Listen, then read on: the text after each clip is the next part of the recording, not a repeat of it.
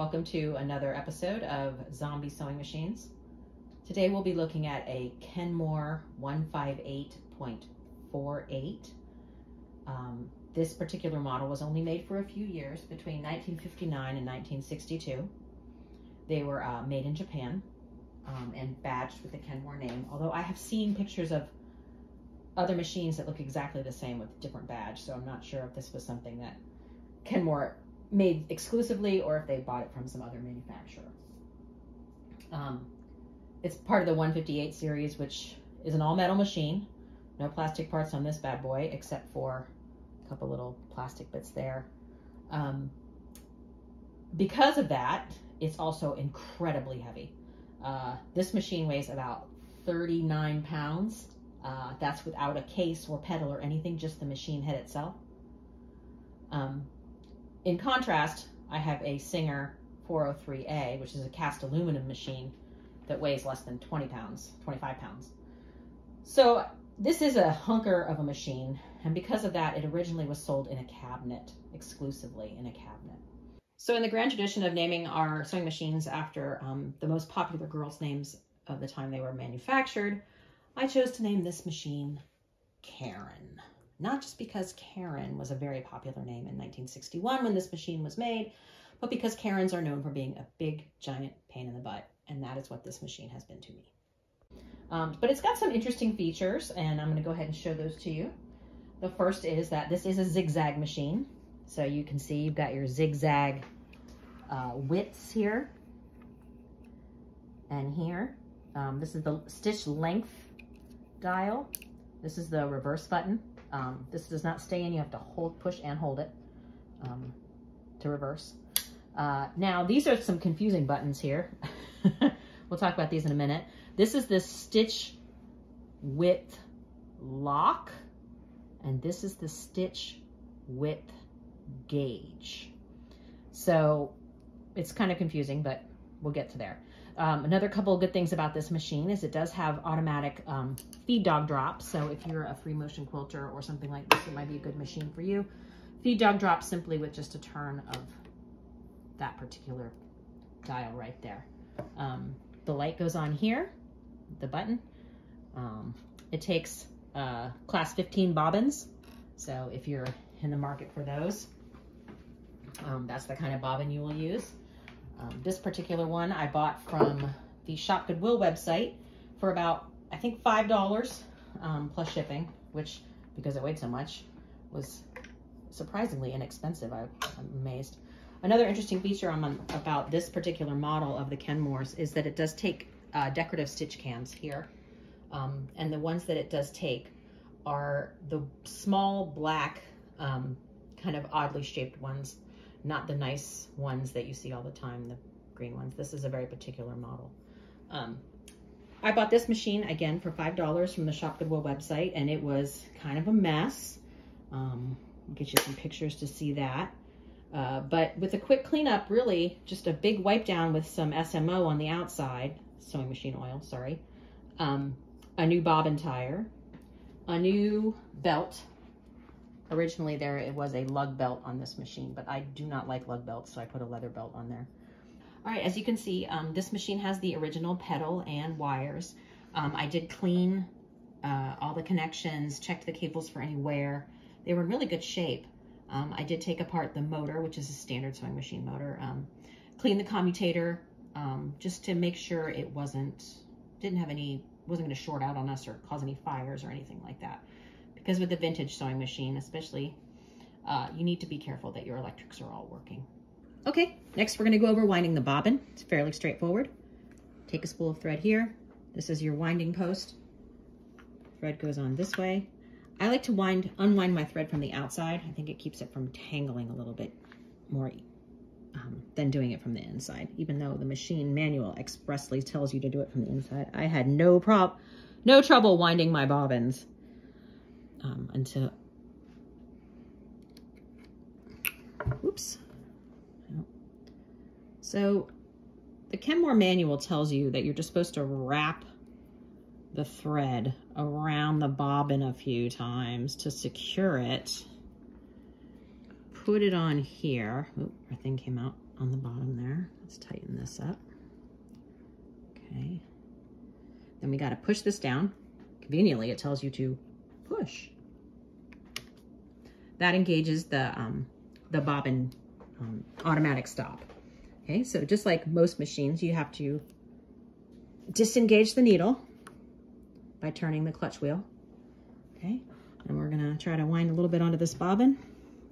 There we go. I'm gonna stop there because we're not gonna do a whole lot of that.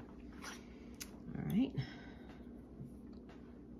And then to let it go, you just pop up that. I'm gonna take off this slide plate just to make it a little easier to see what we're doing with the bobbin here. This just kind of comes off, it's got a spring. As you can see, this is a rotary machine, so it has a bobbin case that the bobbin needs to go into. To take the bobbin case out, you just pull on this little lever here. Let me do a little close up of that. This lever just goes up and then it should pull right out. But keep in mind, because you're gonna need to use that later. Okay, now we're gonna put the bobbin, our full bobbin or semi-full bobbin, into the bobbin case. Okay, so you want to do it so that your thread is coming off on the left-hand side if you hold this in your right hand. Okay, so it goes right in over the little post there. Okay, then you'll see there's a slit here that goes up there. Hold the bobbin underneath there, and you'll hear a little snap when it goes into the spring. So it should come right out the top there. So then we're all set. Now we're gonna put the bobbin inside the machine. So again, like I said, we're gonna have to pull that little lever out.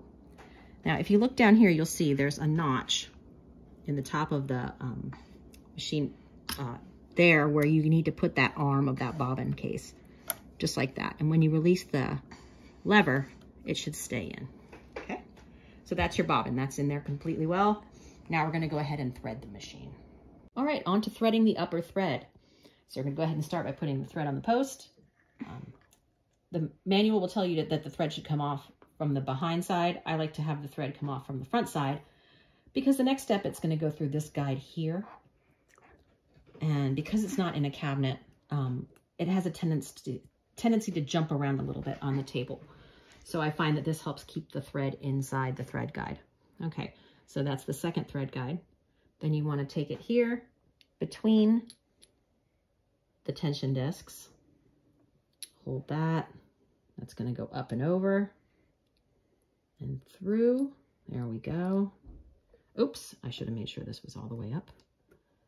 When you're threading, you should always do it. Make sure your presser foot's always up and your bar here is always at the uppermost point. That goes through there. Pretty simple. From there, we go there, there, and then this machine threads from the left to the right.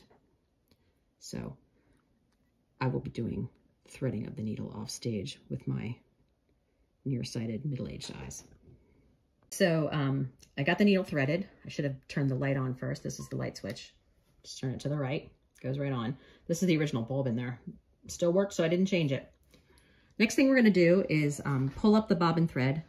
We do that simply by holding onto the upper thread and turning our wheel. Remember, your wheel always turns towards you on these machines. All right, so now we have our bobbin thread and our upper thread, and we are ready to sew. So now we're gonna go ahead and sew. With the straight stitch, it's pretty simple. Put a piece of fabric, this is just a piece of linen scrap I have left. Now I did have to fuss with the tension on this machine quite a bit. I even had to adjust the bobbin tension, which doesn't usually happen, but every once in a while it does, and in this case it did. So we're gonna sew this and see if we need to adjust the upper tension at all.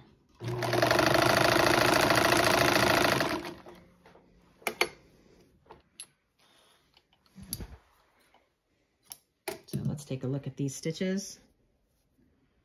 They look pretty good. I might tighten it up just a tiny bit more. But as you can see, this makes a pretty nice stitch.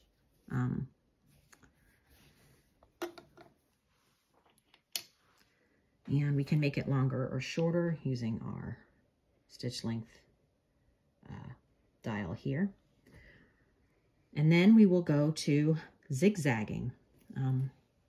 First thing I want to talk about is the dials up here, these knobs, and what they do. When I first got this machine, I was super confused because I did not understand. I mean, it was clear to me that this was the width, the stitch width indicator, but it wasn't clear to me why there were two knobs to adjust it. And it turns out that this one they call the stitch width lock, and this is the stitch width knob. So this tells you how wide the stitch is for your zigzag. Right now, we're on 4. That's the widest possible zigzag. You see the lock is also on 4. So when you want to do a straight stitch, you have to make sure both knobs are on 0 width. Okay. So again, you always turn the lock knob first. I'm going to make this a 4 just to make it easier to see. And then you turn the width knob. This was completely seized up when I got it. And with a little bit of heat from a hairdryer and some clean sewing machine oil, we got it working. So now we're going to take a couple stitches here doing zigzag, see how it turns out. There we go. That's a little tight. Maybe unloosen that one up a little bit. As you can see, the machine does shake a lot when I do this. I really like to get a case or a cabinet for this machine. There you go. Nice zigzag stitch. I don't think this is a bad machine for $5 and a little elbow grease. But thank you for listening. If you have any questions, leave them in the comments and we'll try to get them answered for you.